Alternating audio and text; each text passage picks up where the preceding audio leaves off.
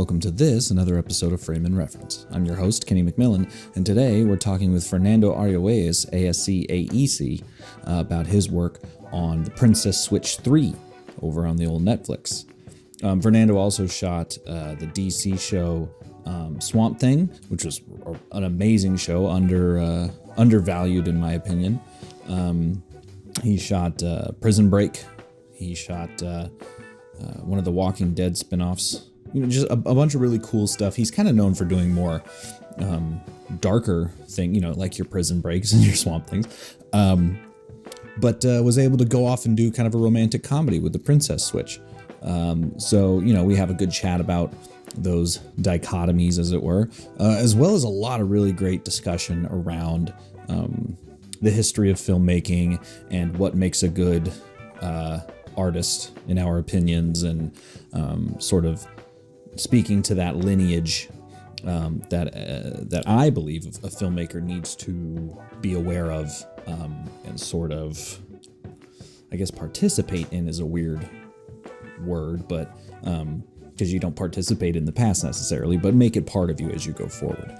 And he seems to agree. And that's actually something we're going to be talking about a lot in the next handful of episodes that you'll be hearing, because obviously when you listen to this, I've already recorded a number of them. So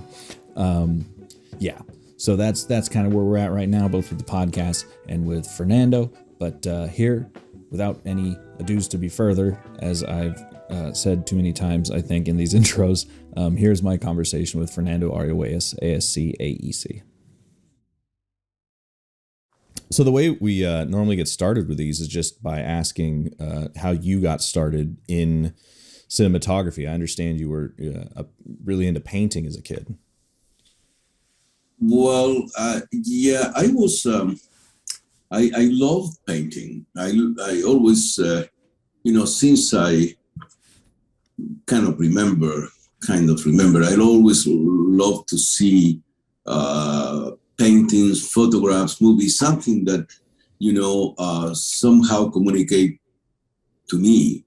In the case of paintings and photographs, it's a silent communication. It's what you actually look at it and you think what the artist tried to say or what is communicating you. In the sense of movies, that was different because I used to go to the movies with my parents, and I was fascinated of this movement. I think it's a combination of technical stuff and also the fact that you see those characters in the screen talking and whatever the story might be. So, but I was always interested in images, and paintings was my first thing, because I grew up in Europe. I was raised up in surroundings that painting and sculpture and those things are, part of the day life in terms of, museums. In the school, there is a big emphasis in art, in not only just art, but history of art, starting from the caves. So to speak. And so we were always artists from the beginning of humankind. This artistry was there. It's a necessity. Yeah. Even though some people wants to make it like we don't need art. Yes, we do. Very much so. And probably is one of the things that is saving the world right now. Yeah.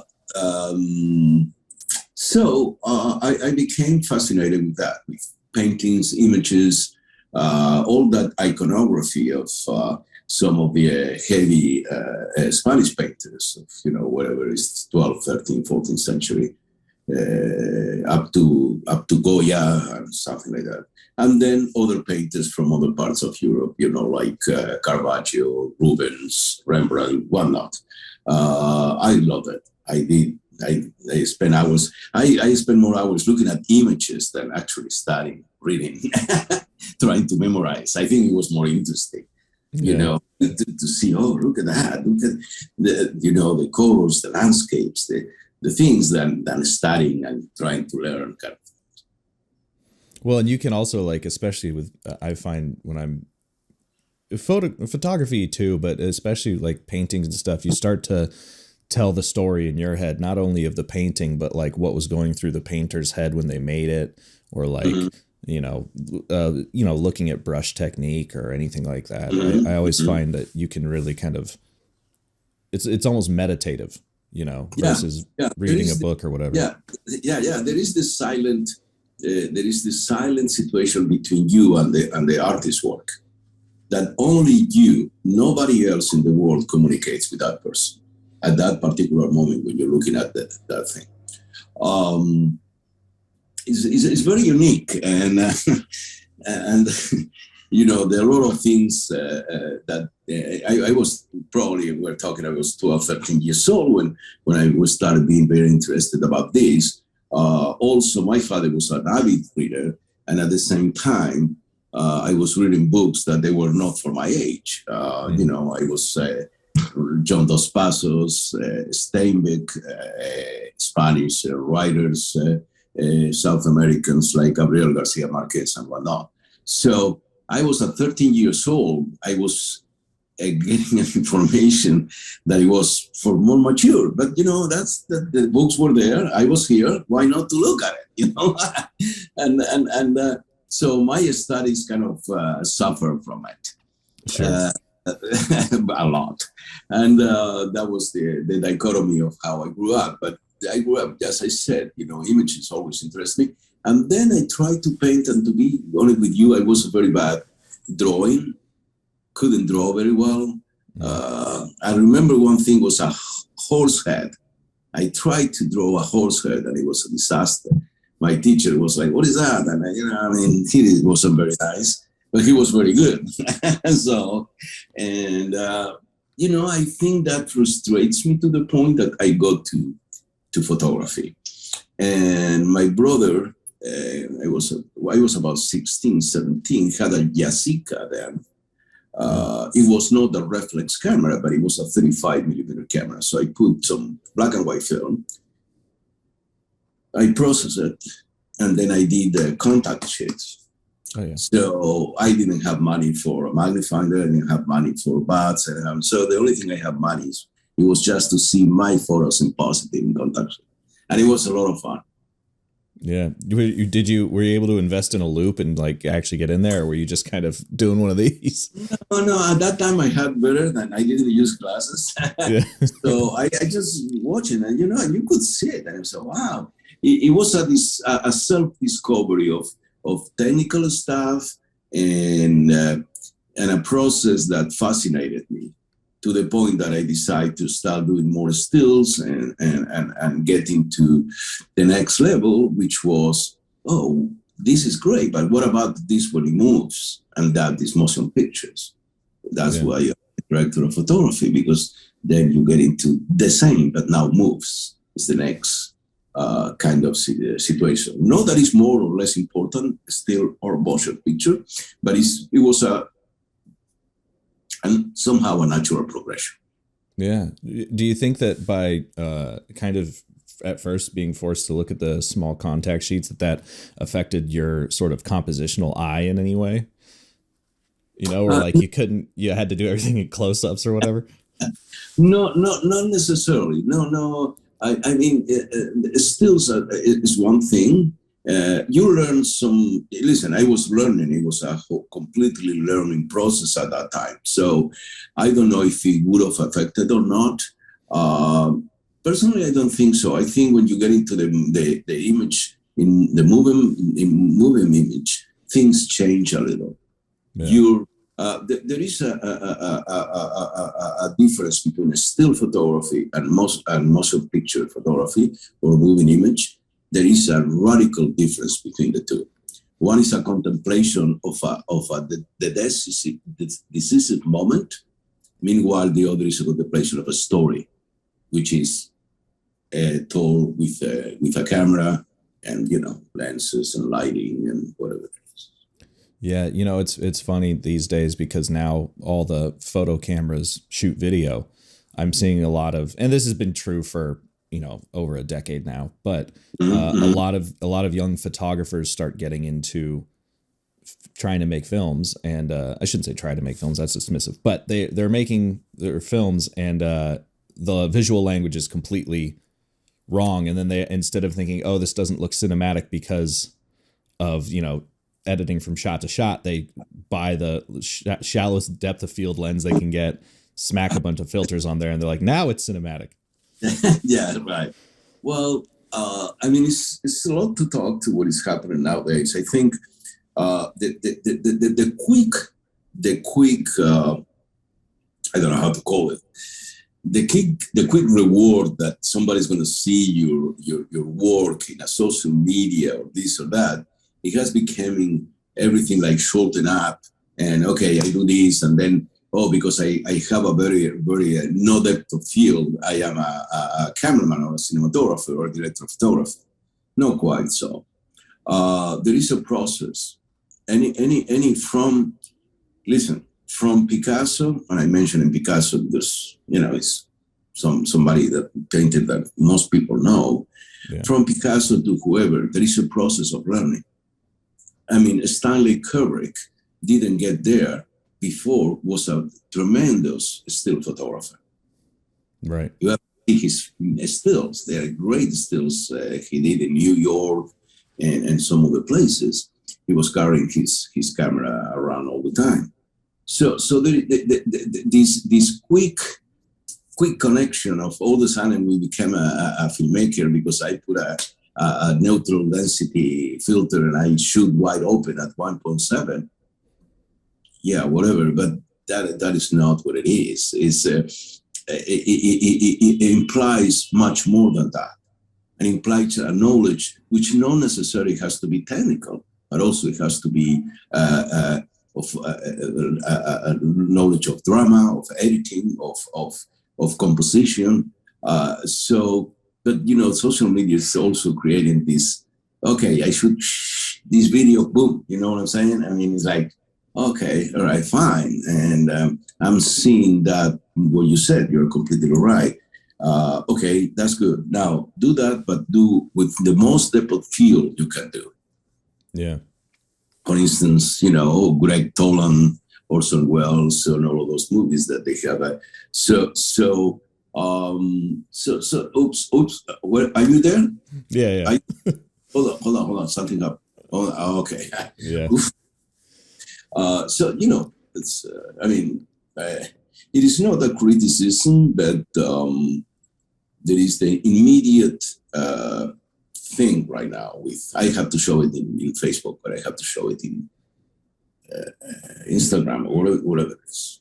Yeah, it's. I've been talking to a lot of DPs about this recently, and like I think the general consensus is that it's not bad. It's just perhaps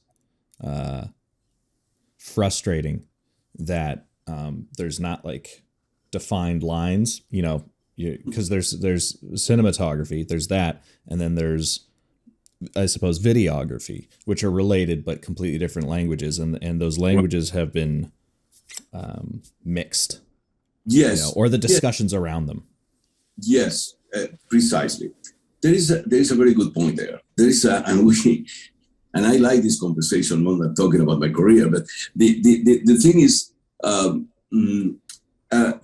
let's go back about 10 to 15 years, all right? And then you start seeing this proliferation of HD cameras and video cameras that they are accessible, they are cheaper and accessible to everybody.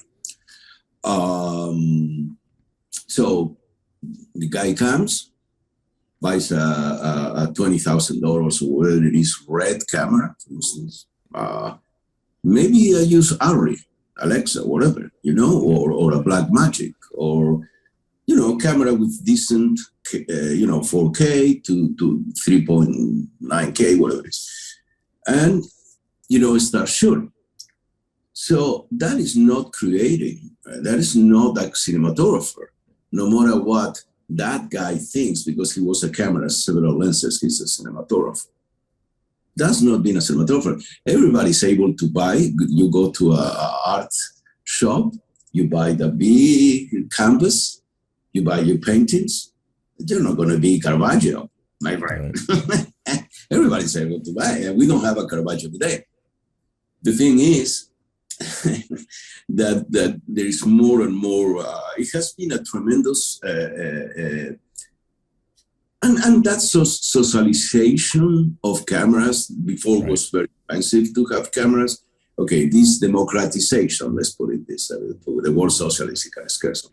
So the democratization of cameras, it has worked two ways. One is to have an excess of people trying to say I'm a cinematographer when they're not, or I'm a DP when I'm not, and other people that they have learned from there. They have learned from that, and they have little by little done the steps, little by little, or whatever, done the steps of work that it takes them to be a cinematographer. Now there is the flavor of the mouth too. Yeah. And don't forget the flavor of the mouth. Okay, and it's like all of a sudden somebody shoots something, and it's kind of cool, but it's one hit. It's one hit. And then all of a sudden, this person becomes like, oh, wow, look at that cinematographer and all that. And that cinematographer. And then you see that after that, there is not much more to say because that was just appropriate for that project. But then when you are working as a person that it has to do other projects, you are not able to do it because you don't have the background for it. And right. It has happened. I don't want to go into details, but I've seen things that I went like, wow, that's pretty crazy, There are two things. Desmythification of the director of photography is fine. The desmythification of the director as directors is fine, but also that creates a lack of real interest for the trade from, to start from the beginning. Yes. Those two things there, I don't know if I'm explaining myself well enough. No, you are. It's, it's the I think, I certainly grew up with the internet. Me and a friend of mine were just talking about how it's strange that we were alive before the internet. Like we were right on the cusp, but it's still strange to be like, man, I remember a world where no one was doing that. It was just, you had to sit in a room and look at each other. But what the internet has done is like, I remember in school, the teacher would always be like, you will never have a calculator in your pocket. So you have to learn math. That's not true. I have one with me forever. If you're in history class and you don't know about something, I've got it right here. I've just learned it. That's right. And I think, maybe you're at home and I liken being a cinematographer sometimes to being a plumber. In that, it's like a trade, it's a bunch of hard work, and you're paying for me to fix a problem in 15 minutes because of the 15 years I have doing it. I'm not looking it up and, but go ahead.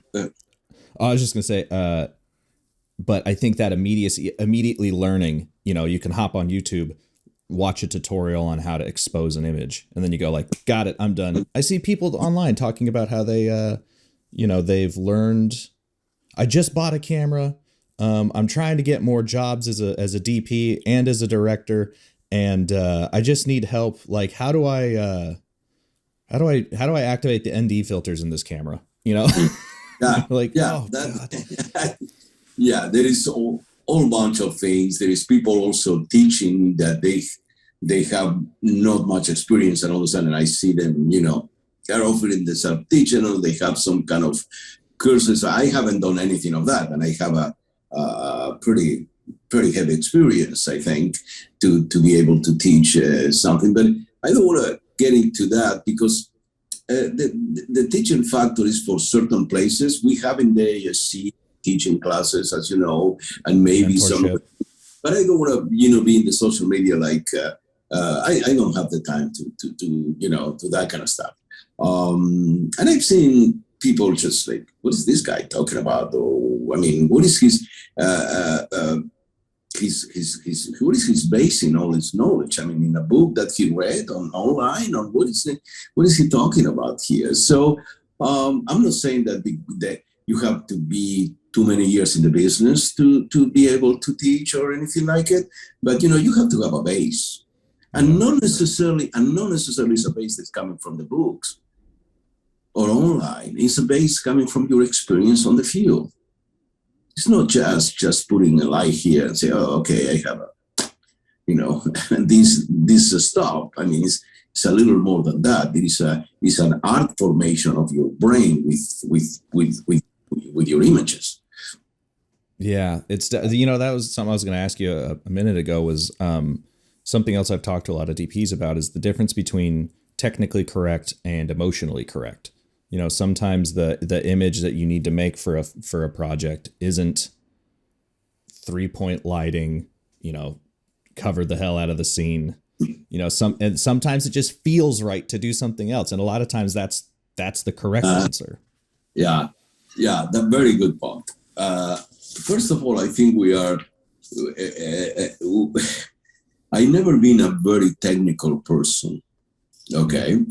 I am not the DP that knows that the BNC cable 320H4 goes with a box. I am not into that very much. I just want to produce images according to my vision. Of course, I know what a 720 is. That's small stuff that it gets me what I need to know. Let's not forget that I started more in film than in video. Right. So I have the analog formation first. I just want the camera to be able to reproduce the images that I envision. Okay. And I know just the technical aspect of it that is necessary for that. The rest, and which is tremendously big. And sometimes I hear people and I go like, wow, I admire them, but that's not what I want. I'm not in, you know what I'm saying? I mean, I'm interested in seeing how the actors move. And I said, okay, well, the best angle might be right here. And then, a diagonal that it makes the whole, I'm very much into architecture. So I love the actors to be surrounded by a background that they feel correct to act. If you put an actor against a wall, white wall, like nothing happens. But if you play with the camera to find perspective, force perspective as well, diagonals. I love diagonals. In fact, most of a lot of camera moves that I do, they are diagonal. And why? It's because it brings a three-dimensional aspect of the backgrounds with the actors. Meaning, when you start moving diagonal, things start shifting in a different way than if you shoot, like parallel, for instance, or going in.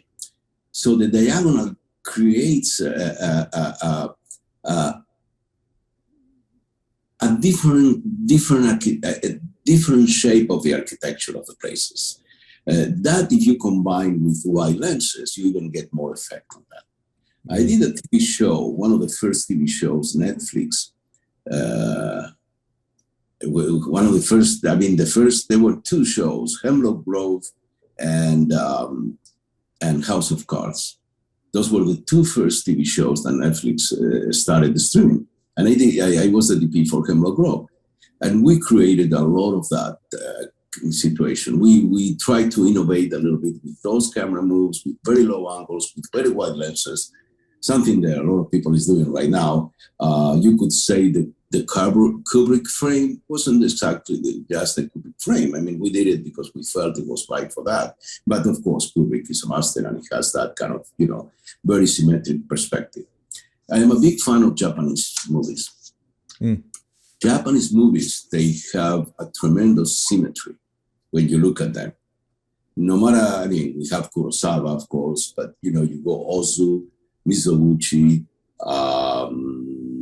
many of these directors, when you look at their frames, you go like, wow, this is amazing. One of the things that I always admire of Kurosawa is the three, when he has the triangle with the characters, he creates a triangle with the background. and they're always the characters in the frame. It's absolutely fantastic, his composition. And again, the diagonal traveling, I think the diagonal dolly, I think it creates a very interesting atmosphere visually. Yeah. You know, what's funny is Chekhov kind of said the same thing about the architecture and moving the camera. Yeah, he did. Yeah. I know Chekhov, great guy. Yeah, he's awesome. Yeah, but you know, this is it's natural. We are part of our environment. You're looking at me right now, and there are big windows there. There's kind of an industrial look ceiling. Okay, so I am part of this environment right now. When a production designer comes and designs sets according to a story, the actors have to play in the set because that's, you know what I mean? Just they belong there. Yeah, I mean that's the ultimate argument against the whole green screen fad from the early 2000s, right? It was just like the no environment to interact with. Well, this is the thing. I've done green screen.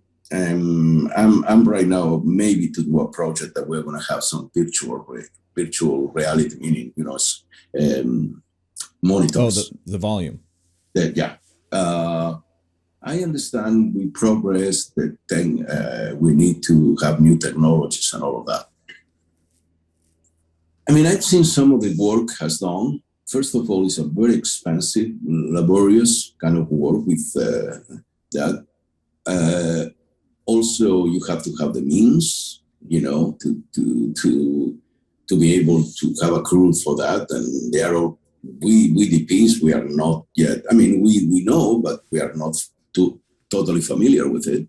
Yeah. But also, what I've seen, I'm not that convinced. I'm sorry. Of course, I have a very critical eye. I'm a DP, so I see things in a different way than the audience. The audience, you can sell things, you know. But I'm not convinced that it looks that real. I think that like using The Mandalorian as the famous example, there's definitely in the first season, I remember going like, none of this looks real. Like it looks real in that it looks shot, but it just looked almost animated. I think this most recent season of like whatever it is, Book of Boba Fett, I think they're doing a little bit more practical and leaving the screens just for the farthest background, you know, which I think looks a lot better. But there's you can definitely see it. I've noticed. I see. You know what, man? I see more than seeing it. You feel it. Do you feel something is not there? And you try to explain to someone, oh, well, maybe that because it's very difficult. And this is the problem. It's very difficult to find, okay, I have a background, right? When you are in physical place, okay, that makes sense. But how exactly you measure the from your lens to the background that you're photographing and make it work? You know what I'm saying? No matter what, there is something plastic about it. Yeah. You know, something that it doesn't look right. But the combination, you know what I thought when I saw The Mandalorian? I said, maybe if they would have used this system, but instead of shooting in video, they would have shot it in film. Film would have gave a certain depth. Of course, it was a thought, but maybe film would have adjusted to that kind of proportion due to the organic formation of the negative.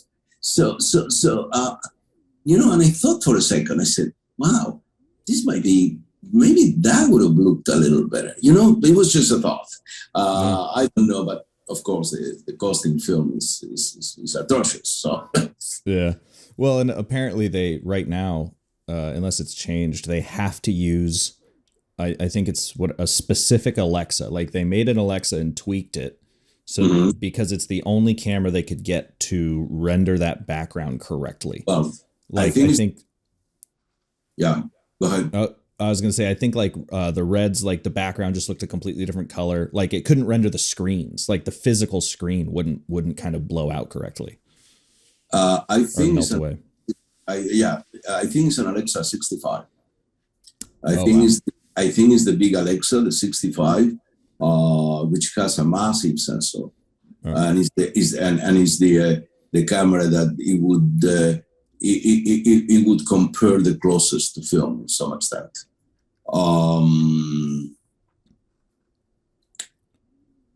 We are in the baby steps of all of this kind of production at this point.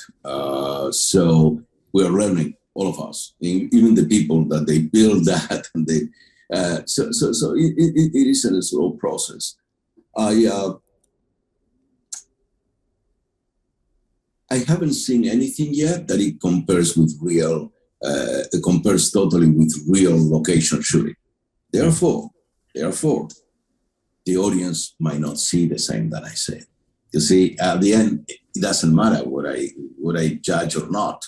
It's a matter of you're going to sell that to an audience, and they're going to like it or not. And I think that for them it works. Yeah. Was the transition from film to digital difficult, or did you kind of come to it? And also, what sort of techniques are you glad that film taught you that you brought over to shooting digitally? And what did you kind of go like, oh, thank God we don't have to do that anymore, if any? It was difficult for all of us, I think, for all the DPs, for some of us more than others or less than others, but we were all in this ship that all of a sudden things were changing. There was back 12 years, 13 years ago, when the whole process started changing, 14 years ago. There were DPs that were, some of us we were against, and some others they were completely against it. Yeah. I don't know if the guy did a lot of Spielberg movies. One of his first DP he worked with, Alan W. Alan W. said a sentence that it ran through the DP world for many years is, yes, I'm doing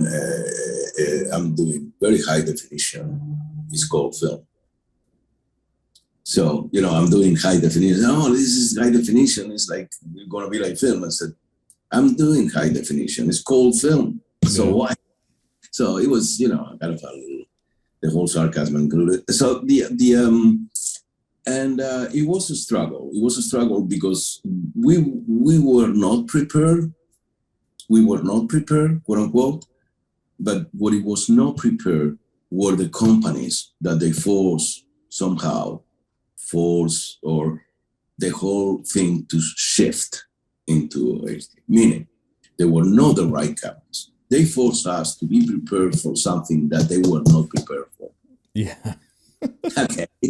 I mean, Sony and whatnot.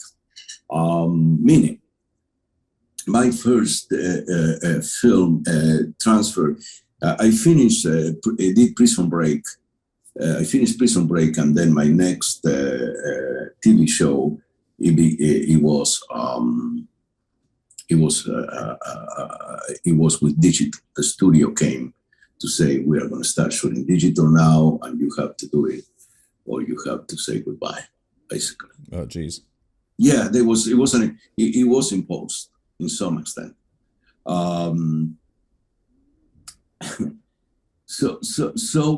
I said, okay, well, let me do. I did some tests. What was the first camera that I worked with? Was a Sony, a Sony called Genesis. Yeah. That it was supposed to be the first cinematography camera.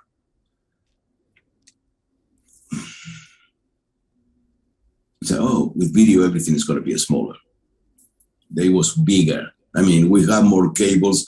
We used to say, what is this spaghetti here? Yeah. So, and then the DIT, and then monitors and waveforms and more monitors, just because at the beginning, nobody knew anything, by the way. So, the only thing the piece we knew is how to write. You see, our artistry was what it first than whatever technical aspects. We couldn't apply we couldn't apply the underexposure, overexposure, etc., over processing that we have in film. All of that was gone. The ASA was like, okay, well, what is the new ASA? And so these things we have to, but we knew how to write. Yeah. And I can tell you in my case, that's what it saved me professionally. You know, it's funny because you saying that makes me think that or reminds me, I suppose, but I'm sure Roger Deakins was talking about how anytime he needed to think for a minute, he would just go to the eyepiece and kind of just stare in nothingness and just think for a sec. And I'm wondering if you experienced this where all the extra stuff that came with digital made the camera, I don't want to say repulsive, but you didn't want to be near. It was just too much shit happening. And you're like, no. I got to get away from that and start playing with lights or something.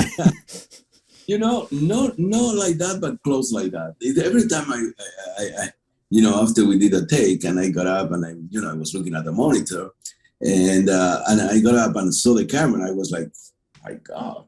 And, it was like, what? Oh my God. It's like, what the? So it was a little bit like a surprise every time I look at the camera. I mean, you work years and years, your magazines, the whole system and all the sudden things go from your analog thing into a digital world. So, and there is one thing people do not consider sometimes is that some of us, we came from more analog structure thinking. And yeah, I know this sounds a little philosophy, but it's true. No, we love that. We love it. And I'm going to put it here because this has been important in my career. Analog, my brain was built in an analog system. And then all of a sudden I am sucked into a digital system. So my brain, my thinking, it had to adapt to new ways of thinking. Would you say that there's some of these new ways of thinking that have actually helped you out? Yes, I now 14 years after, I can tell you many things that I think they help me out, that I'm happy with. Other things I'm not that happy with, but I think there is a certain things. I think that they have progressed. I made a progress as a cinematographer because of that. It's important. Going back to that was my first camera. The second camera was a Sony, the 55, also very bulky. That was my second, another show I did. And from there, and 2-3 years here, and the Alexa came. I was in Dallas, Texas, and I saw and a friend of mine, the owner of MPS there, said, "Hey, come here, there's a new camera from Arguelles." I said, okay. So I went there, I look at it, and just seeing the camera, I said, why I have the feeling that this camera is going to be the camera I'm going to be using from now on. Just because I am, again, I'm going back a little bit to the Japanese thing.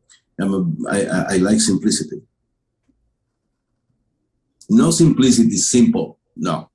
You know what I mean? I mean, I like, yes, simplicity. So simple, but not simplistic. Yes, yeah, exactly. Thank you. So I saw the camera and I said, wow, look at that. ASA, color correction. That's all I need.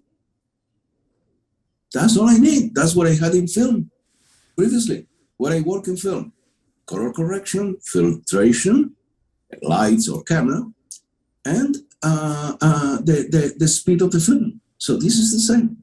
So now I start getting a little more like, and it's, when you are going to do your art, you want all that technicality taken care of. So you concentrate on how the framing and the camera moves and how you tell the story, and how it's not about some kind of menu and sub-menu and sub-menu, the sub-menu. I don't care about that. You know what I mean? And it's all that kind of stuff. So the Alexa, I saw the results. I said, this is very good. And then I used it for my next show. It had a tremendous latitude as a camera, tremendous latitude. I mean, I remember the first scene of the episode. It was somebody escaping from the roof of a prison, from a jail, and I only put one light from the back, nothing in the front, and the camera, the sensor. The light was kind of bluish night, you know, the things, and it was hitting the roof of the, and then the bounce of it on the faces. I got detail, and I was like, I'm sold. Now I'm sold, because this is good. You know, I'm attitude I having. So this is looking more what I used to. And I've been using Alexa pretty much since then. And I think the other cameras are good too. Listen, Red has fantastic cameras out. I think the Ben is a very good camera for what I've seen. The thing is, my eye has got used to the Alexa. I've shot hundreds of episodes with Alexa. So, or features. I just finished last year this Christmas rom-com, Princess Switch 3, and I use the DNA signature lenses plus the Alexa LF. Yeah, beautiful combination. I have to say that it just looked, glowing and beautiful and soft, and separation and contrast. No, the windows were right there without blowing up into pieces, and we have like 10 4x7 or 3x7. I mean, 10 windows there, and everything, it worked well. So the Alexa is kind of, I'm used to it.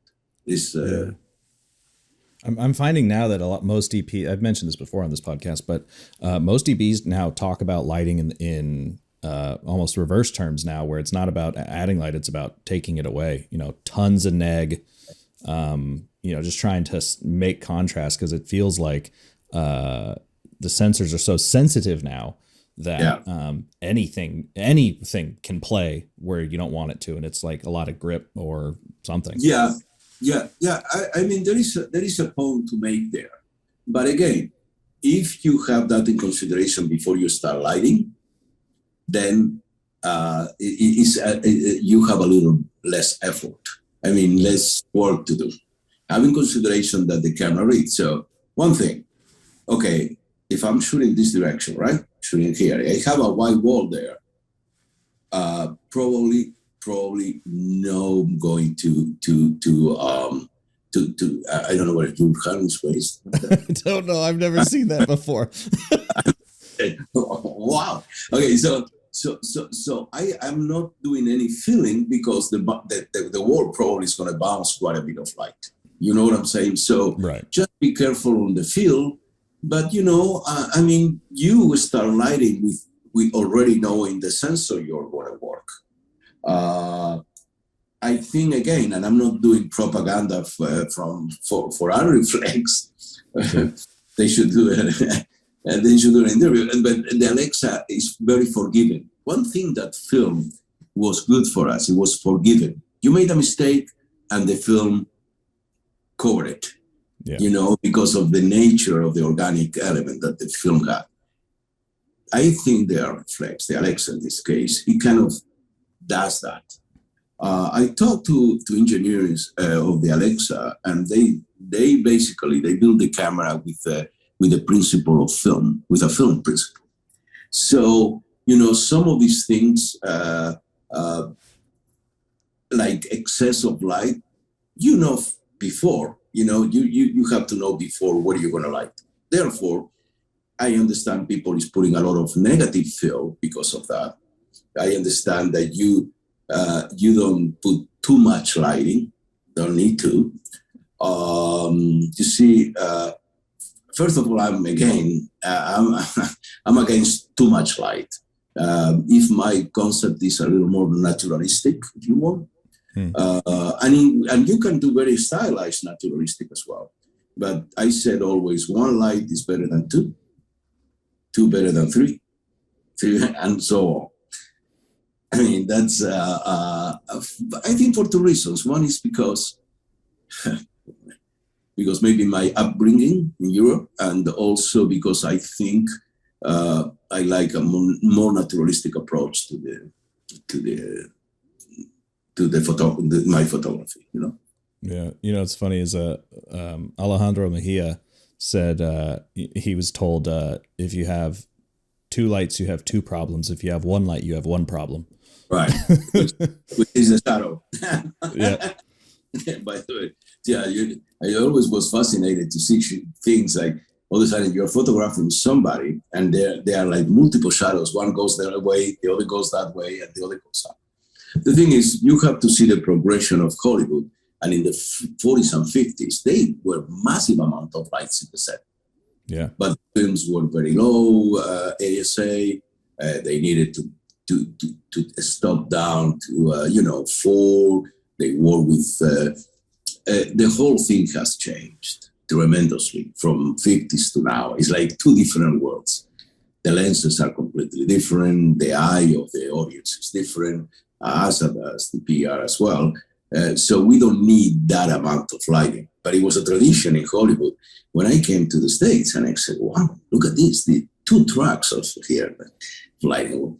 What is? And sometimes you need a lot of light, but not all the time. You know what I'm saying? Is people are shooting more on location than on a studio. You cannot put too much light on location unless that is a big night. Then yes. I did the Fear with the Walking Dead, some episodes, and that show took some serious amount of lighting to. Oh really? Yeah. Oh yeah. Even if it doesn't at nights, yes, because we have big fields, big angles to cover, and there were people coming from way far, so that took.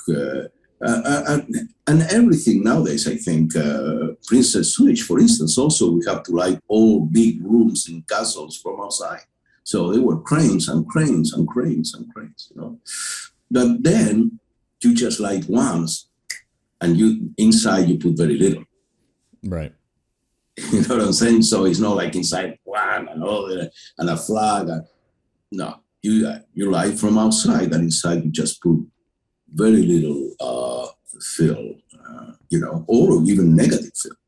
Yeah, because I took a look at the Princess Switch last night, just to kind of see, not necessarily my type of film that wasn't made for me, let's say, but I did want to ask. It's got a very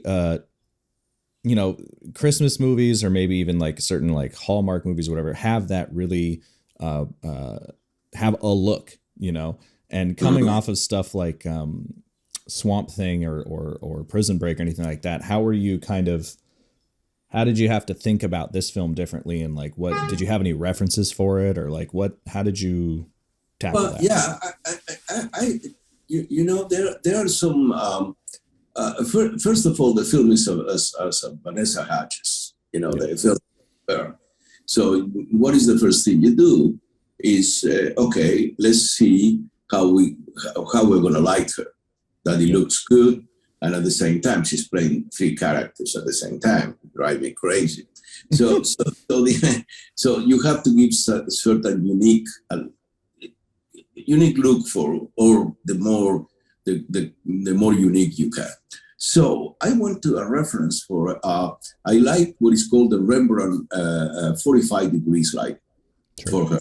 You know what I'm talking about, right? This 45 degrees comes and then it leaves a little bit of shadow here, but there is this photographer, I forgot his last name, I don't know if it's Hawley or Hawley, a photographer in the 40s that photographed the stars, all the stars in black and white. There is a great book of him, of photographs, and his photographs were phenomenal. really phenomenal. So I started looking at his glamour photos. They were, for press kits or whatever they were at the moment. Right. So I said, this is it, right here. This is the light that I'm going to try to use. So pretty much everything that was the concept. And then looking at some comedies, some comedies and getting a little, but that was the beginning of how to light Vanessa Hudgens. And it worked. We used a very soft lighting, but still there was depth. Still there was contrast. We were in places we couldn't put lights, by the way. We couldn't put lights on the walls, on the ceiling, anywhere. So what we did, because it's a Christmas movie, there were a lot of, you saw in the trees movie a lot and of presents and stuff. Christmas tree here, light right here. Yeah. So what we did, and the rooms, man, they were massive. So what we did is, okay, we have 4 Christmas trees in the 4 corners, plus other Christmas trees around, and the whole, our production designer was great. She was, and so what I did is I put four lights, each one behind a Christmas tree. So if I shoot this way, I have my backlighting. They were with soft paper, they were high, but you see the frame never went so high to see the top of the Christmas tree. They were tall. Right. So that created our either backlighting or side lighting or soft lighting. Then on top, those ceilings were, no exaggerating, about 13 to 15 feet high. They were amazing, amazing. So there we put a balloon. Oh, all right. We have a balloon way up like there. The air mattress looking thing. Yeah, exactly. Way up there in the ceiling, above their own lighting. Listen, we have to be careful. These are mansions that they are historic mansions. So everything was like, we couldn't touch the furniture. You were just, and go with the arm in a chair like this, and you have somebody, excuse me, oh, I'm sorry, that. So that was the degree of the thing. And so I have covered everything. Behind the windows, there were HMIs with cranes behind the windows. We put paper because the light is very short in Edinburgh at that time of the year. So you have 9 to 3.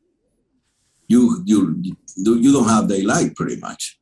Yeah. So in the moment we didn't have daylight, we start turning on the HMIs, and as it was going darker, we were moving the light closer. So what it happens is that we have the same ratio, the lighting ratio, all day long. You know what I mean? Thank God. There was the only way. It was a pity. We have some scenes that we could see outside. The landscape, it was beautiful. The landscape was incredible. I would have loved to see outside, but we couldn't because the daytime was very short, and we have a lot of daytime scenes. Yeah. So that configuration, that's what it made happen. Now, the only thing that I add to this, it was a light always for her, 45 degrees forever, with a very thick diffusion. So it just wraps beautifully her face. And if she needed some negative fill or whatever, we might do it, but that's how it was done. Yeah, it's funny because, we always talk about you don't always need to make a pretty picture in a film. But the whole film is very pretty. It does look very, as you're saying, like standard glamour. Yeah. It was totally intentional. Yeah. 100%. Yeah, it was just to make it pretty, and maybe just an excess of prettiness. I would give you It's a Christmas movie. It's a Christmas movie. It's her, which she deserved, because she's a great actress, I think, and person. Yeah. Very funny. I wanted to have that look, almost like the glamorous look of the Hollywood movies, which I think deserves. It was my homage to the glamour Hollywood kind of thing. Totally. Rita Hayworth and so on. Yes. Was the character of the image all just the DNA lenses, or because it looked like you had a pretty thick whack of diffusion on there? No. Let me tell you with the diffusion, we have what is called pearl filters. Oh yeah, I've got some pearl scent filters. Yes, we have those, which makes the skin to glow a little, and also it gives a little pearlish, that whitish kind of thing. We have that diffusion, and then the rest was a combination of very diffuse light. It was very diffuse, and it somehow gets into the lens a little bit. It's just almost imperceptible. But now the DNA lenses are a little vintage as well. Yeah. When you light with that kind of thing, the signature lenses, they give you a creamy, soft look to it. I call those lenses vintage modern lenses. They are fantastic. Yeah. I think they are fantastic. I was very lucky that they didn't want to pay for them first, and I showed them some samples, and then the producer came and said, "You know what? I saw something shot, and I think you're right." So, and definitely the lenses perform very well. Yeah. So, but that was the combination. Sometimes I use a satin. A satin filter. It was the pearls and the satin, depending on the who was in the frame and all that. And in sometimes there was a little smoke, which it gives you an extra layer of softness.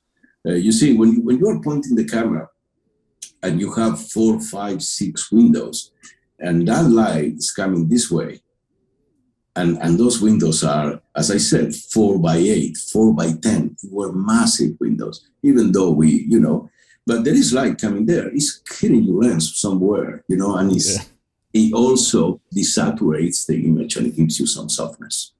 Yeah. You know what I mean?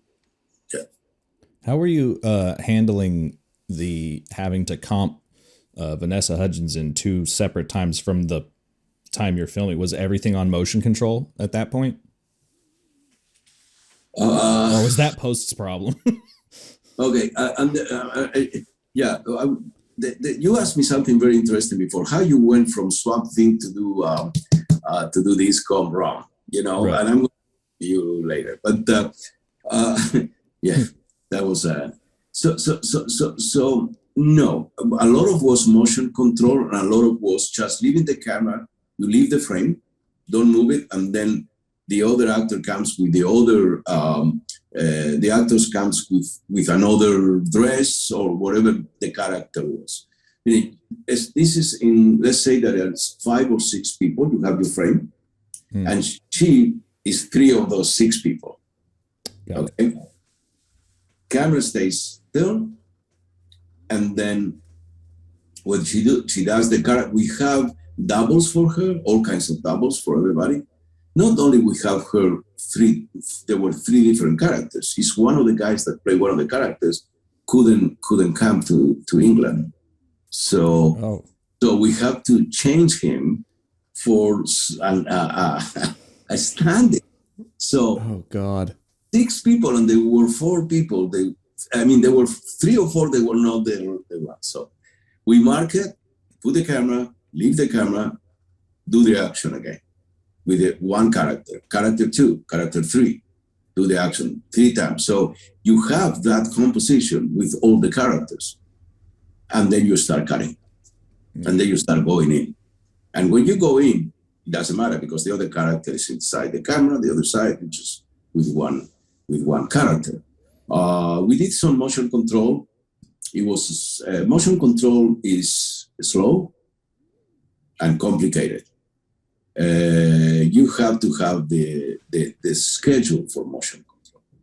It takes it takes hours. And sometimes we did the machine didn't perform well, and they have to fix it. We have to wait.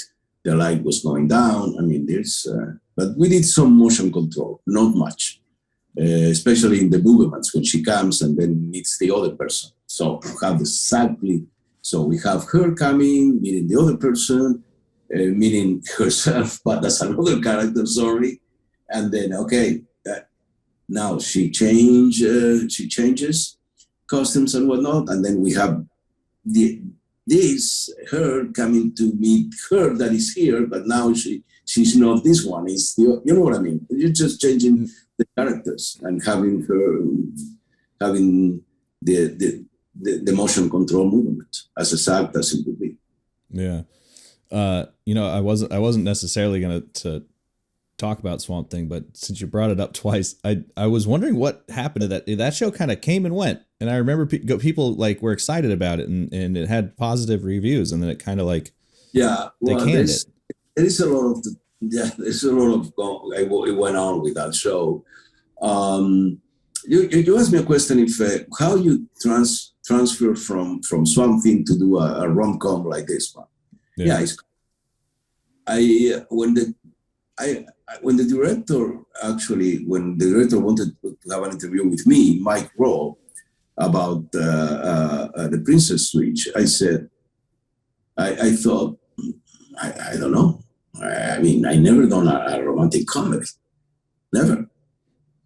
All my stuff, if you look at it, is, Prison Break, Hemlock Grove, Swamp Thing, everything is either dark or, suspenseful, horror genre, whatever. So, but I said, I would love to do this just to have a change. Yeah. And it really was refreshing. It was fun to do that, coming from the other one, from Swamp Thing. Yeah. Now, answering to you about Swamp Thing, I don't know what he went up into the big brass. I don't know what kind of, it was a James Wan Atomic Monster production. Mm. I don't know what was exactly the issue there. Maybe each episode was $9 million about. But damn. Yes. Oh, but the difficulties to do that show were tremendous. I mean, the infrastructure created for that show was tremendous. I mean, we have to have 2 lagoons working every day with running water infiltration to put the actor. You cannot go to Louisiana and put the actor and all of a sudden there is an alligator.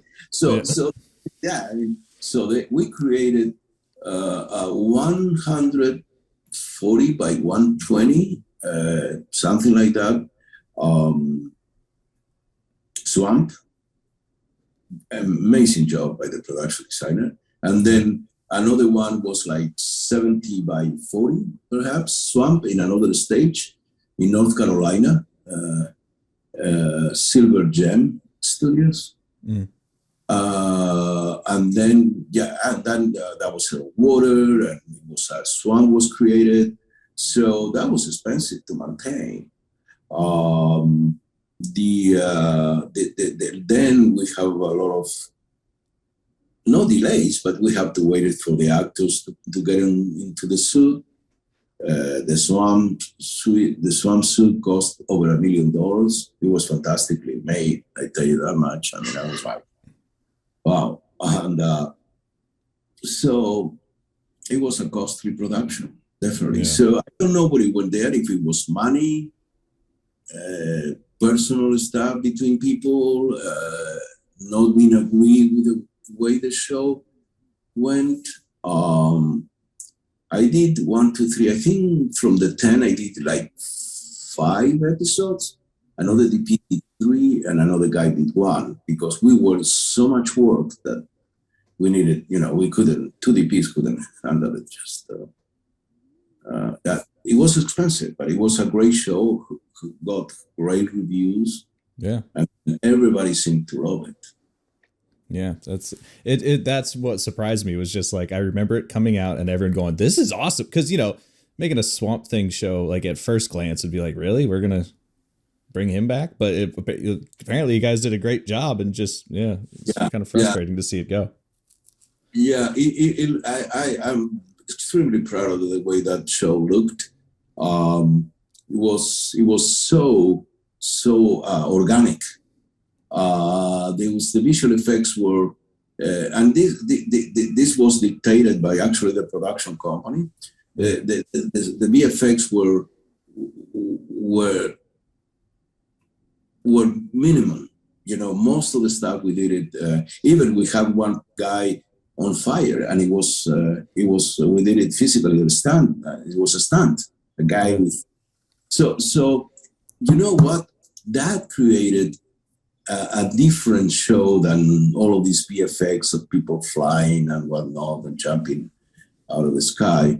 You mentioned something before, something good, very interesting to me. You said, well, in the last shows, they are using this virtual reality of monitors, but also they are doing it in the practical location as well. They are mixing that.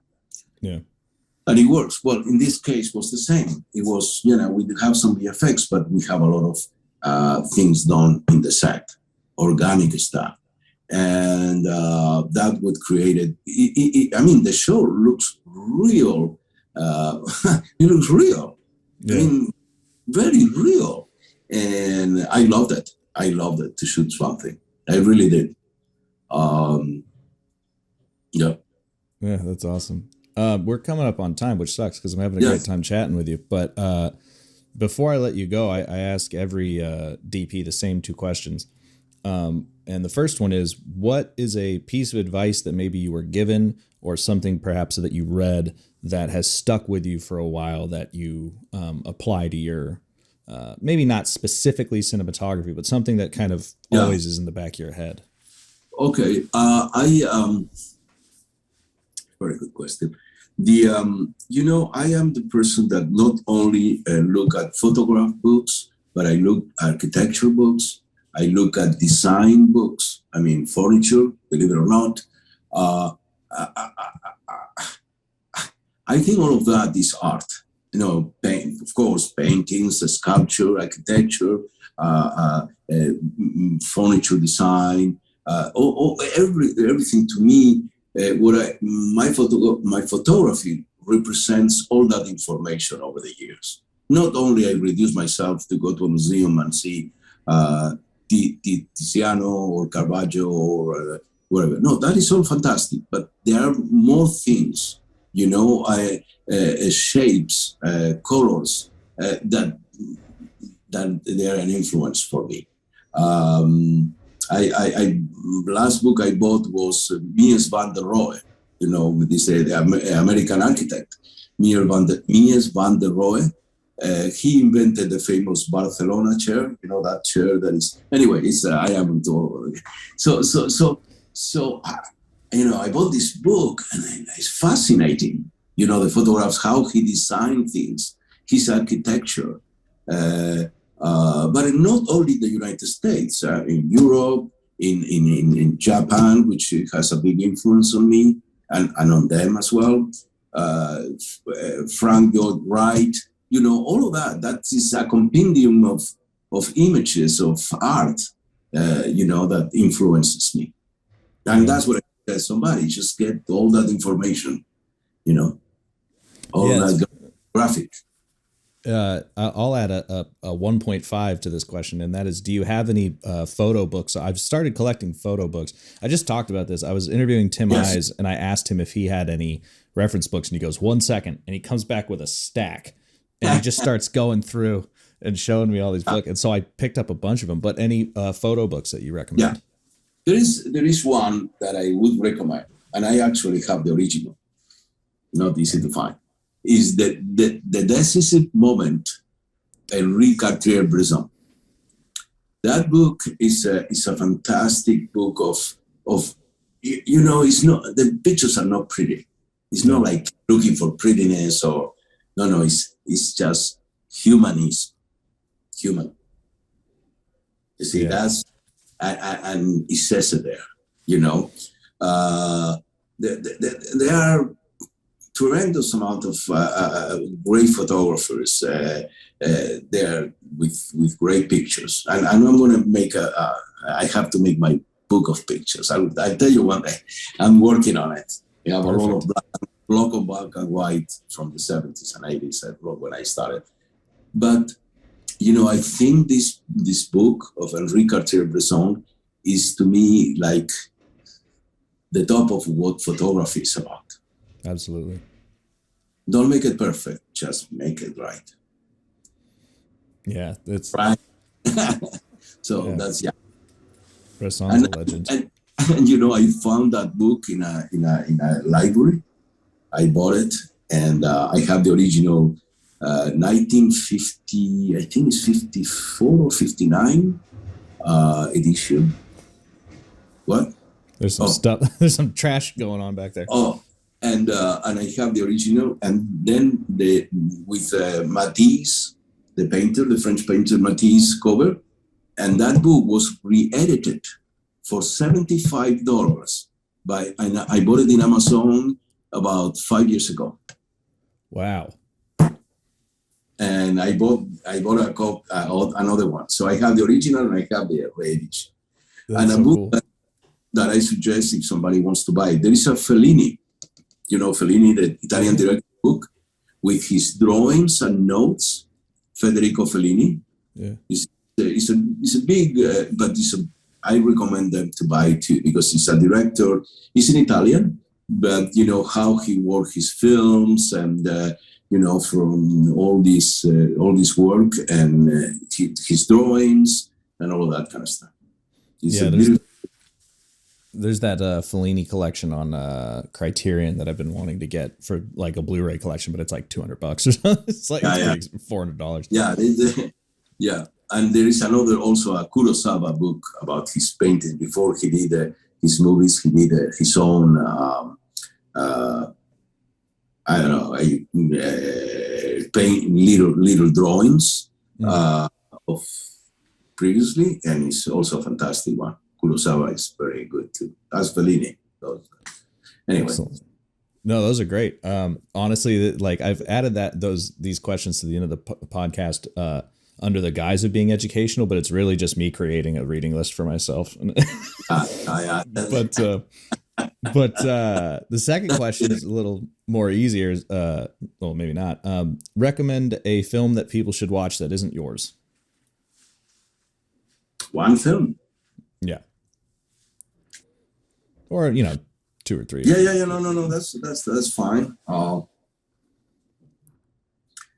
Because of because of the film in general that I like. I mean, there's